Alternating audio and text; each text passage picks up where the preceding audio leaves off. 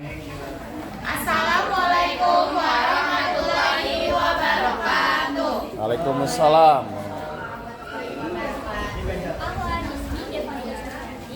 Ismi Irma Syulaima.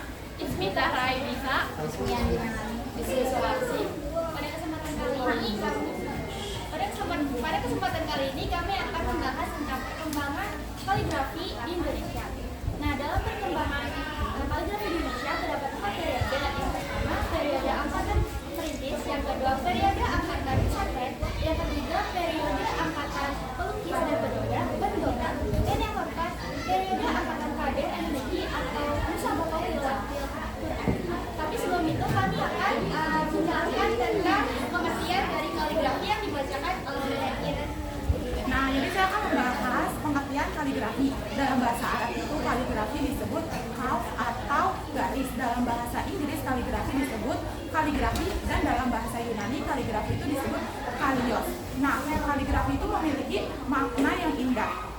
Atau kalian juga bisa sebut kaligrafi adalah suatu seni menulis huruf Arab dengan indah yang dirangkai dengan suatu ide yang dapat direalisasikan dengan benda atau yang ditulis dengan sesuai dengan aturan.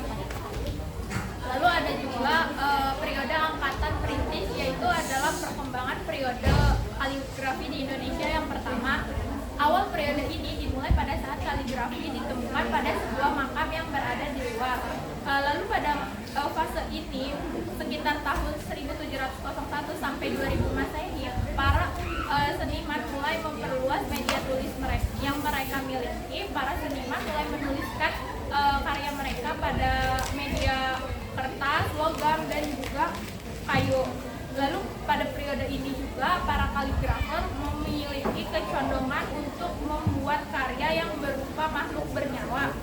Aksara Arab pada periode ini banyak digunakan pada naskah-naskah berbahasa Melayu yang biasa disebut pegon.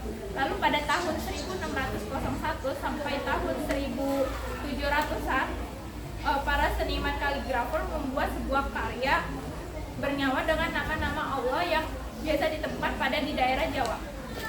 Selanjutnya, pada periode angkatan pesantren tahun 1900 hingga 2000-an, periode angkatan pesantren ini merupakan era penting dalam perkembangan kaligrafi Arab di Indonesia. Nah, pada periode ini kaligrafi mulai diajarkan pesantren bersamaan dengan pelajaran agama Islam lainnya, seperti Al-Quran, fikih, tasawuf, dan tauhid. Awalnya hanya mempelajari dasar-dasar penulisan huruf Arab dengan alat seperti tinta dari alam dan kertas terbatas. Namun di era modern saat ini, para pelajar mulai menggunakan pena khusus cat atau pensil yang dibentuk untuk membuat kaligrafi secara indah.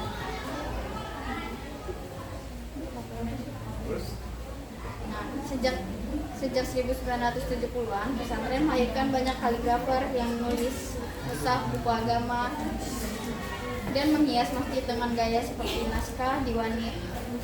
Dan salah satunya adalah Toko Azarinal, dekorator utama Masjid Agung Jakarta.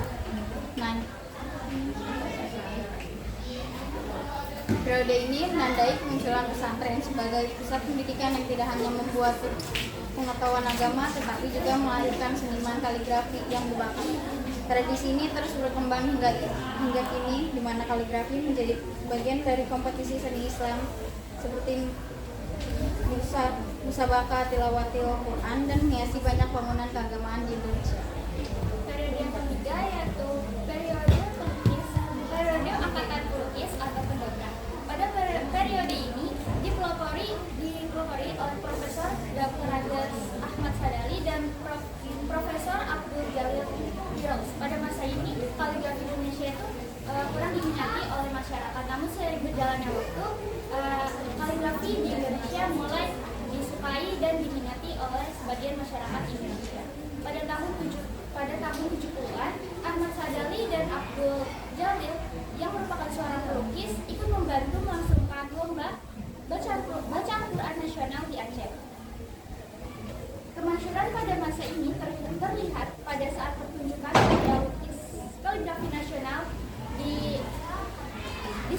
pada tahun 1979 dan pameran muktamar media massa Islam Indonesia di Balai Jakarta pada tahun 1980. Periode angkatan kader Musabakoh Tilawatil Quran dari tahun 1981 sampai sekarang merupakan periode terakhir yang sampai sekarang masih berkembang dan selalu ditunggu-tunggu kehadirannya oleh masyarakat, yaitu MTQ yang dilombakan pada setiap tahun dengan tingkat daerah sehingga provinsi bahkan sampai tingkat nasional.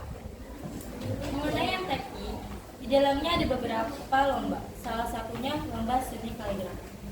Banyak dari kalangan masyarakat dan mahasiswa yang mengikuti lomba kaligrafi, sehingga terbentuk kehadiran MTQ dan para pemenang karya kaligrafi.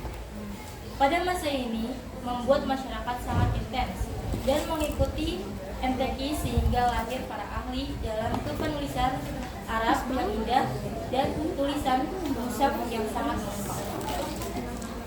Sekian presentasi dari kami, kurang lebihnya